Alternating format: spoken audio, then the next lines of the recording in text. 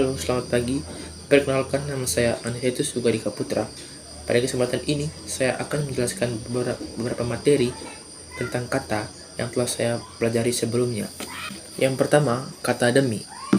Demi biasanya digunakan untuk menunjukkan suatu tujuan atau pengorbanan yang dihasilkan untuk mencapai tujuan tertentu. Contohnya, saya bekerja demi keluarga saya. Lalu yang kedua adalah untuk. Untuk digunakan untuk menunjukkan alasan atau tujuan di balik tindakan atau kejadian tertentu. Contohnya, saya belajar untuk masa depan saya. Lalu yang ketiga adalah kata kepada. Kepada digunakan untuk menunjukkan tujuan atau penerima dari kejadian tertentu, atau singkatnya menunjukkan objek yang dihasilkan dari kejadian tertentu. Contohnya, saya akan memberikan dompet ini kepada ibu saya. Baik, yang berikut adalah kata bagi. Jadi kata bagi ini merupakan kata yang digunakan untuk menunjukkan pihak atau kelompok yang menerima hasil dari tindakan sebelumnya. Contohnya itu, saya membuat baju ini bagi ayah saya. Nah, baik, materi yang kedua adalah perbedaan kata akhiran kata i dan akhiran kan. Nah, di sini akhiran i dan kan digunakan untuk membentuk kata kerja dari kata benda dan kata sifat. Jadi, perbedaan kata i dan kan dalam kata menemukan dan menemui adalah: menemui artinya kegiatan yang dilakukan seorang atau individu dengan individu lain yang saling bertemu. Nah, sedangkan menemukan artinya seorang atau individu bertemu dengan sesuatu yang telah lama tidak ditemuinya atau menemukan sesuatu yang hilang.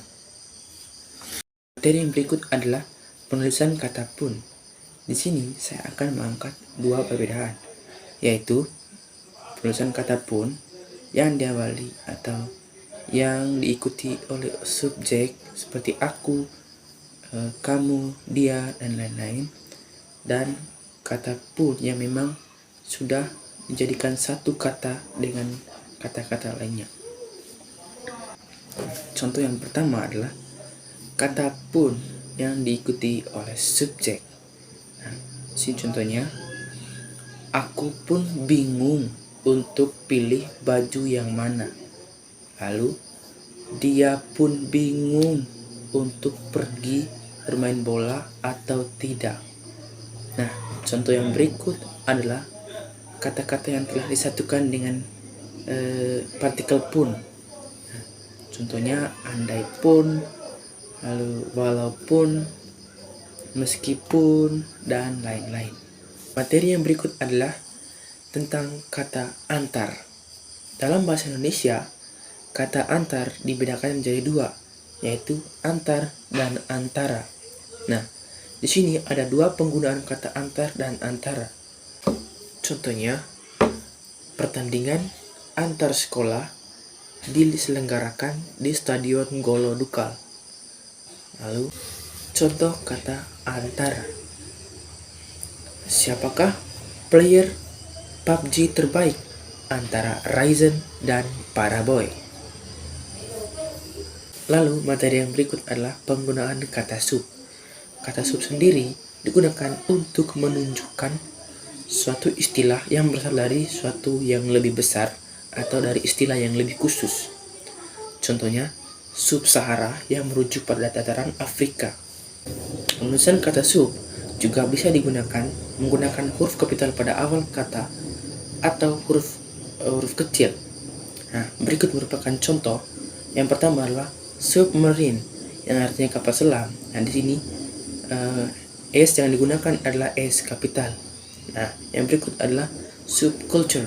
Subculture ini yang bisa dikatakan sebagai budaya menggunakan huruf kecil pada awal kata. Lalu yang berikut adalah subheading atau judul. Di sini S awal kata menggunakan S kecil. Nah, di sini ada dua penulisan kata se. Se yang digabung dan se yang dipisah dengan tanda strap. Se yang digabung dapat ditulis apabila kata setelah imbuhan se merupakan huruf kapital atau huruf ekon.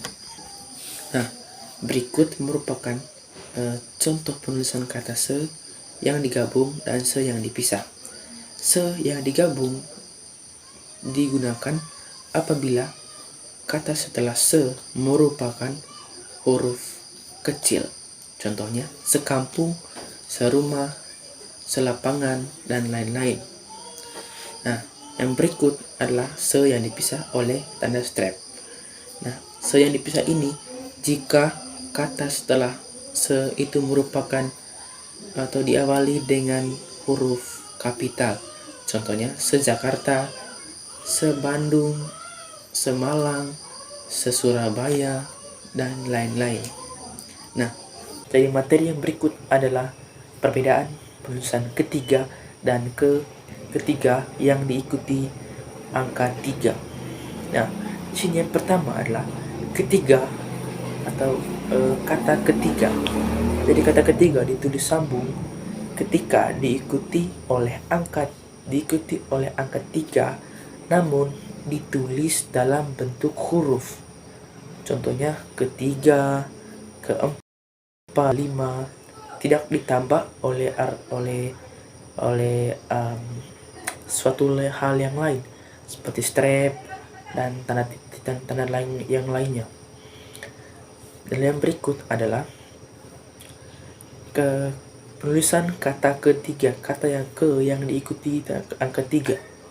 Jadi kata yang diikuti angka 3 ini harus ditulis berdasarkan aturan, yaitu dan diikuti oleh tanda strap, baru diikuti oleh angka 3 yang ditulis dalam bentuk angka, bukan dalam bentuk huruf.